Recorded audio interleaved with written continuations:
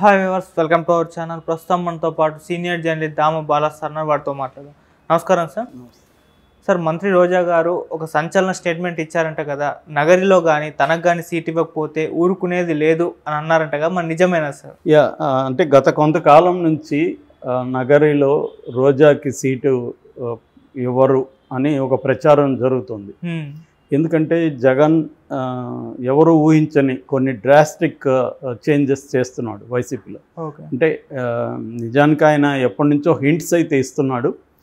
చాలా కాలం 8 months బ్యాకే ఆయన చాలామంది ఎమ్మెల్యేలకి వాళ్ళ మీద వచ్చిన సర్వే రిపోర్ట్లు వాళ్ళ ముందు పెట్టి, ఇది మీ మీద వచ్చిన పెర్ఫార్మెన్స్ రిపోర్టు, మీరే చూడండి, ఇదేమన్నా తప్పు అయితే మీరు చెప్పండి నాకు, మేము మా వాళ్ళు చేసిన నివేదికలు తప్పు అయితే ఎలా తప్పో నువ్వు నాకు కన్విన్స్ అయ్యి అనేది ఆయన మాట్లాడాడు. ప్రతి క్యాండిడేట్తో కూడా వాళ్ళని కూర్చోబెట్టుకొని నివేదికలు వివరించి, మీ పెర్ఫార్మెన్స్ కరెక్ట్గా లేదు, మీరు ప్రజలతో మమేకం అవుతా లేరు, మీ మీద అనేక ప్రాబ్లమ్స్ ఉన్నాయి, సో మీరు ఇలాగే ఉంటే గెలవడం కష్టం, ఇలాగే ఉంటే నేను సీట్ ఇవ్వడం కూడా మీకు ఇబ్బంది అవుతుంది, మీరే చెప్పండి, సో మీకు టైం ఇస్తున్నాను, సో మీరు మిమ్మల్ని తీసేయాలని నాకు లేదు, సో కానీ మీ పెర్ఫార్మెన్స్ బాగాలేకపోతే నేను ఓడిపోయే క్యాండిడేట్కి నేను ఇవ్వలేను కదా, నా ప్లేస్లో నువ్వు ఉన్నా ఇవ్వలేవు, కాబట్టి మీరు వెళ్ళి బెటర్గా దీన్ని ఇంప్రూవ్ చేసుకోండి, టైం ఉంది అనేది చాలామందికి ఇచ్చి చెప్పాడు. దాంతో పల్లె నిద్ర అని గడపకు ఎమ్మెల్యేలు వెళ్ళడం, ప్రభుత్వం అని సురక్షా కార్యక్రమం, రకరకాల కార్యక్రమాల్లో ఎమ్మెల్యేలని ఇన్వాల్వ్ చేయడానికి కోసమే అవన్నీ పెట్టాడు. ఇప్పుడు కూడా సామాజిక సాధికార యాత్ర కూడా అందుకే పెట్టింది. ఎంపీలు ఎమ్మెల్యేలు ప్రజల్లో ఉండడానికి ఆయన కొన్ని డిజైన్ చేసి ఇచ్చాడు వాళ్ళకి.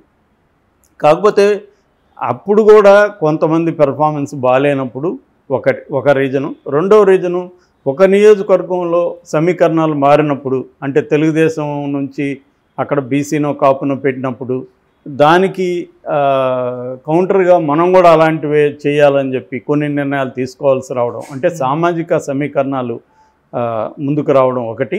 రెండోది, గెలిచే క్యాండిడేట్ ఈ నియోజకవర్గంలో గెలవకుండా ఇంకొక నియోజకవర్గంలో ఈయన గెలిచే అవకాశం ఉందని కానీ నివేదిక వచ్చినప్పుడు నియోజకవర్గాలను మార్చడం, లేదా ఎమ్మెల్యే నుంచి ఎంపీగా మార్చడం, ఎంపీ నుంచి ఎమ్మెల్యేలుగా మార్చడం, ఇలాంటి నిర్ణయాల్ని తీసుకున్నాడు జగన్. తీసుకున్నది ఏంటంటే వాళ్ళకి చెప్పి చేస్తున్నాడు. కొంతమంది ఆమోదిస్తున్నారు, కొంతమంది అది జీర్ణం కాకపోవచ్చు, ఎందుకంటే వాళ్ళు ఎన్ని నివేదికలు వచ్చినా నేను ఖచ్చితంగా గెలుస్తానని నమ్మచ్చు. రెండోది, ఒక ఎంపీగా ఉన్నప్పుడు ఎంపీగానే నేను పోటీ చేస్తాను, మళ్ళీ ఎమ్మెల్యేగా నాకు వద్దని చాలామంది అనుకోవచ్చు. ఎందుకంటే వాళ్ళకి కొంతమంది సెన్సిబుల్ పర్సన్స్, సెన్సిటివ్గా ఉండేవాళ్ళు ఉంటారు, వాళ్ళు స్టేట్ పాలిటిక్స్లో గట్టిగా మాట్లాడాలి, కొట్లాడాలి, ఇవన్నీ మనకు ఎందుకు, సైలెంట్గా పార్లమెంట్ అయితే ఒక డీసెంట్గా ఉంటుంది, రెస్పెక్టబుల్గా ఉంటుంది అనుకునే వాళ్ళు చాలామంది ఉంటారు. కానీ వాళ్ళు ఎంపీగా గెలవరని నివేదిక ఉన్నప్పుడు జగన్ వాళ్ళకి చెప్తాడు, నువ్వు ఎమ్మెల్యేగా అయితే గెలుస్తావు, ఎంపీగా అయితే నీకు కష్టం అన్నప్పుడు వాళ్ళు నేను ఎంపీగానే ఇస్తే ఎంపీగా ఉండి లేకపోతే వద్దు అని చెప్పేవాళ్ళు ఉండొచ్చు. ఏదేమైనా వాళ్ళకి చెప్పి వాళ్ళని తన అభిప్రాయం, తనకున్న పరిస్థితి అంతా వివరించి విత్ డేటా చెప్పి చేస్తున్నాడు అనేది అంటున్నారు. అయినప్పటికీ కూడా వ్యతిరేకత వస్తుంది. ఇప్పుడు ఉండవల్లి శ్రీదేవి, లేకపోతే మేకపాటి చంద్రశేఖరు, ఆనం రామనారాయణ రెడ్డి, తర్వాత కోటంరెడ్డి శ్రీధర్ రెడ్డి, నలుగురు ముందే వెళ్ళిపోయారు. వాళ్ళు వెళ్ళిపోవడానికి కూడా ఏంది, వాళ్ళకి సీట్లు ఇవ్వమని చెప్పడంతో వాళ్ళు ముందే నిర్ణయం తీసుకున్నారు. ఇప్పుడు ఇవన్నీ కూడా జగన్ ఏంటంటే అన్నీ బేరీ చేసుకుంటున్నాడు. ఒకవేళ అతనికి ఆ నివేదికలు అది కూడా ఉంటుందిగా, ఇతనికి సీట్ ఇకపోతే ఇతను ఏం చేస్తాడో కూడా నివేదికలో ఇచ్చేవాడు. ఏం చేయగలడు అతను, అతనికి ఎంత బలం ఉంది, ఎంతమంది అతనితో జంప్ అవుతారు, అతను ఏ పార్టీతో వెళ్ళగలడు, అతనికి ఉన్న సంబంధాలు ఏంటి, అన్నీ కూడా జగన్ దగ్గర ఉంటుంది కదా డేటా. అతనికి రాజకీయాల్లో పట్టుంది. రెండోది, నివేదికలు కూడా క్లియర్గా చెబుతాయి.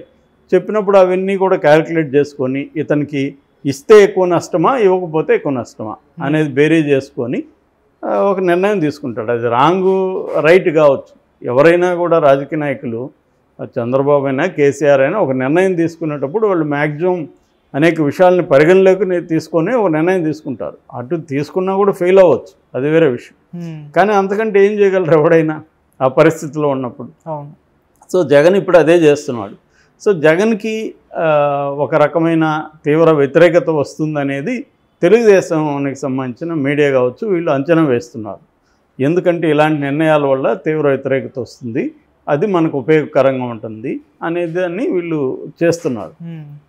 ఇది కూడా వీళ్ళ పాయింట్ ఆఫ్ వ్యూ నుంచి చూసినప్పుడు ఇదేం తప్పనిలేం. ఎందుకంటే ఇక్కడ ఒక 2 పొలిటికల్ పార్టీలు ఉన్నప్పుడు ఒక పొలిటికల్ పార్టీ స్ట్రాటజీస్ని తమకు అనుకూలంగా మలుచుకోవడానికి ఇంకొక పొలిటికల్ పార్టీ ట్రై చేస్తుంది. అది ఎవరైనా చేసే పని అది. సో ఈ కాంటెక్స్లో చిత్తూరు జిల్లా గురించి వస్తున్న వార్త ఏంటంటే అక్కడ పెద్దిరెడ్డి రామచంద్రారెడ్డి, కుప్పంలో భరత్ చంద్రబాబుకి వ్యతిరేకంగా నిలబడిపోయే క్యాండిడేట్, వీళ్ళిద్దరిని తప్ప మిగతా వాళ్ళ విషయంలో క్లారిటీ లేదు, అందరూ కూడా గందరగోళంలో ఉన్నారు రోజాతో సహా అనేది ఒక వార్త వినిపిస్తుంది. రోజా పరిస్థితి ఏంటంటే ఆమె 2004లో నగరి నియోజకవర్గంలో నిలబడింది. అప్పట్లో రెడ్డివారి చెంగారెడ్డి, మా ఊరు అక్కడే ఉంటుంది, రెడ్డివారి చెంగారెడ్డి కొప్పేడు అంటారు, మాది పక్కన శ్రీరామపురం.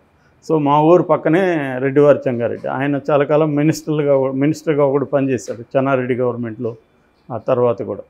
సో ఆయన స్థానికంగా మంచి పట్టు ఉంటుంది ఆయనకి. సో ఆయన మీద పోటీ చేసి ఈమె 5,000 ఓట్ల తేడాతో ఓడిపోయింది. దాంతో మళ్ళీ చంద్రగిరికి పంపించారు ఈమె. అప్పుడు తెలుగుదేశం తరఫున, ఆయన కాంగ్రెస్ నుంచి. మళ్ళీ చంద్రగిరిలో పోయి చంద్రగిరిలో కూడా ఓడిపోయింది. దాని తర్వాత వైసీపీలోకి వచ్చి 2014లో ఇక్కడ గెలిచింది, ఇక్కడ నిలబడింది ముద్దుకృష్ణనాయుడు మీద. ముద్దుకృష్ణనాయుడు మీద ఒకసారి ఓడిపోయింది, రెండోసారి మళ్ళీ గెలిచింది. తర్వాత వాళ్ళ కొడుకు భానుప్రకాష్ రెడ్డి, అతని మీద 2019లో ముద్దుకృష్ణనాయుడు మీద అయితే మార్జినల్ ఓట్లతో గెలిచింది. 858 ఓట్లు ఎంతో వచ్చాయి. అప్పట్లో మా ఊర్లో కూడా గొడవలు అయినాయి అన్నమాట. ఎందుకంటే ముద్దుకృష్ణనాయుడికి మా ఊరు స్ట్రాంగ్ బెల్ట్ అనమాట అప్పట్లో. అప్పుడు అక్కడ కూడా గొడవలు అయినాయి. సో ఏదేమైనా ఆమె గెలిచింది అప్పుడు మార్జినల్ ఓట్లతో. ఆ తర్వాత మొన్న కూడా 2019లో కూడా 2,700 చిల్లర ఓట్లతో ఆమె భానుప్రకాష్ రెడ్డి మీద గెలిచింది. దానికి కారణం కూడా ఈమె గొప్ప కంటే భానుప్రకాష్ రెడ్డి ఇంట్లో, అంటే ముద్దుకృష్ణనాయుడు కొడుకే భానుప్రకాష్ రెడ్డి, వాళ్ళ ఇంట్లో 2 కొడుకులు, భార్య ఉంది. ముద్దుకృష్ణనాయుడు చనిపోయాడు. చిన్న కొడుకు భార్య ఒకవైపు అయితే భానుప్రకాష్ రెడ్డి ఒకవైపు.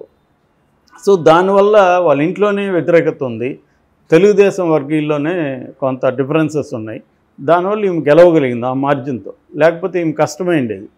బట్ ఇప్పుడు ఆమె గెలుస్తుందా లేదనేది జనాలు ఏమనుకుంటున్నారు ఏంటంటే, నిజానికి వాళ్ళ హస్బెండ్కి అక్కడ మంచి పేరు ఉంది. ఆ సెలవుమణికి ఏంటంటే ఆయన పద్మశాలి సామాజిక వర్గానికి చెందినవాడు, చెంగల్పట్టు దగ్గర. ఆయనకి లోకల్గా నగిరి నియోజకవర్గంలో, నగిరి చుట్టుపక్కలంతా కూడా వీళ్ళే ఎక్కువ ఉంటారు. వాళ్ళంతా కూడా తమిళియన్స్, యాక్చువల్గా తమిళ్ మాట్లాడుతారు. నగిరి అనేది తమిళ్ బార్డర్, సగం తమిళ మాట్లాడుతుంటారు, అది బైలింగ్వల్ ఏరియా. అందువల్ల ఆయనకి వాళ్ళతో ర్యాపో బాగుంటుంది. ఆయన ఇంట్లో ఉండి అన్ని పనులు చూస్తుంటాడు. ఈ మీద ఎందుకు వ్యతిరేకత ఉందంటే, ఈమె ఒక ఎమ్మెల్యేగా అక్కడ ఉండి ఫోకస్ చేసి అక్కడ ప్రజల సమస్యలు పట్టించుకోకుండా హైదరాబాద్లో కూర్చొని జబర్దస్తులు ప్రోగ్రాములు, ఈమె ఎమ్మెల్యేగా ఉండి విన్నేందుకు? దట్ ఈజ్ ఆమె చేసిన మేజర్ మిస్టేక్. ఏంటంటే ఎమ్మెల్యేగా ఉన్నప్పుడు ఎమ్మెల్యేగా ఉండు, మళ్ళీ ఈ జబర్దస్త్ కార్యక్రమాలంతా దానివల్ల చీప్ ఇదైపోయింది ఆమె. రెండోది ప్రజలకు అందుబాటులో లేకుండా పోయింది. ఎప్పుడైనా ఎమ్మెల్యేగా ఎందుకు ఇస్తారు మనకి? ప్రజల సమస్యల్ని పరిష్కరించడానికి, ప్రజల అక్కడ ఉన్న సంబంధించిన అభివృద్ధి యాక్టివిటీస్ని ముందుకు తీసుకెళ్ళడానికి కదా ఎమ్మెల్యేగా ఇస్తారు. అది చేయకుండా ఏమే భర్తకు వదిలేసి ఇక్కడ వచ్చి హైదరాబాద్లో కూర్చొని ఎప్పుడు చూసిన టీవీల్లో కనబడుతుంది, ఈ ప్రోగ్రాములు చేసుకుంటా ఉన్నది. ఆ మినిస్టర్ అయినాకనే ఇవి ఆపింది. That is the wrong. అది ఆమె చేసిన పని. ఆమెకు ఒక మంచి అవకాశం వచ్చినప్పుడు దాని మీద ఫోకస్ చేసి ఉంటే ఆమెకు మంచి భవిష్యత్తు ఉండేది. అది చేయలేదు. అందువల్ల క్రిటికల్ పొజిషన్ అయితే ఉంది.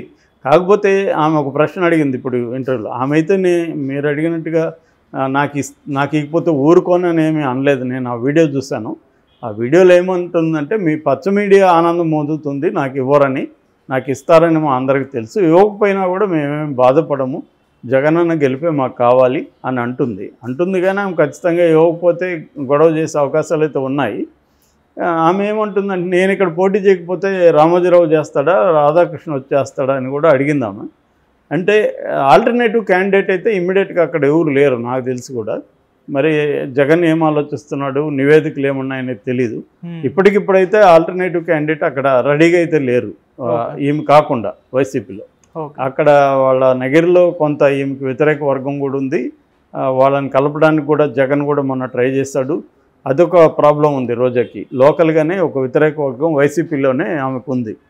దానివల్ల ఆమె కొన్ని ఇబ్బందులు అయితే ఉన్నాయి. అట్లాగే పెద్దిరెడ్డి రామచంద్రారెడ్డి కూడా ఈమెకి టికెట్ ఇవ్వడం పట్ల వ్యతిరేకత ఉందని చెప్తున్నారు. కానీ జగన్ అయితే ఈసారి ఏ రకమైన మొహమాటాలకు పోదలుచుకోలేదని క్లియర్ అవుతుంది.